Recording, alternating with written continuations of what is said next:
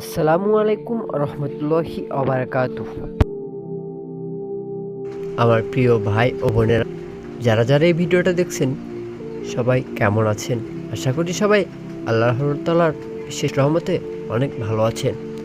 আজকে আমরা যে বিষয়ের উপরে ভিডিওটি বানিয়েছি সেটা হচ্ছে ফেরার ডাক।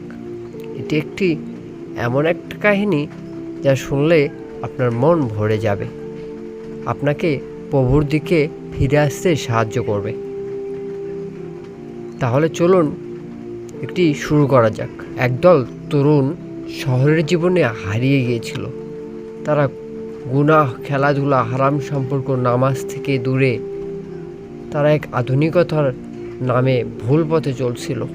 কিন্তু একদিন তাদের এক বন্ধু সড়ক দুর্ঘটনায় মারা যায় এবং মৃত্যুর আগে সে বলেছিল, আমার জন্য তোমরা দোয়া করিও। আমি রবের কাছে ফিরে যেতে চেয়েছিলাম, কিন্তু সময় পাইনি।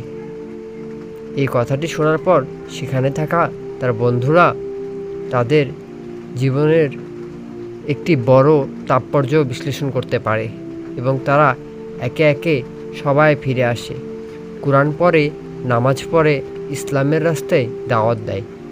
তাদের ফিরে আসার এই গল্পই ফেরার পথ।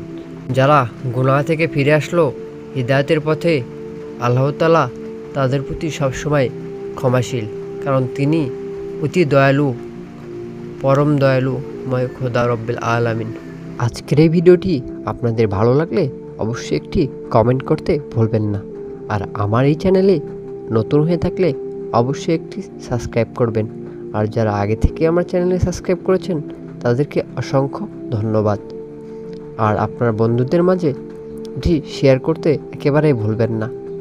একটা পুণ্যের কাজ করা অনেক নেকি, তাই আমরা সবাই এটা শেয়ার করে দেবো ইনশাআল্লাহ।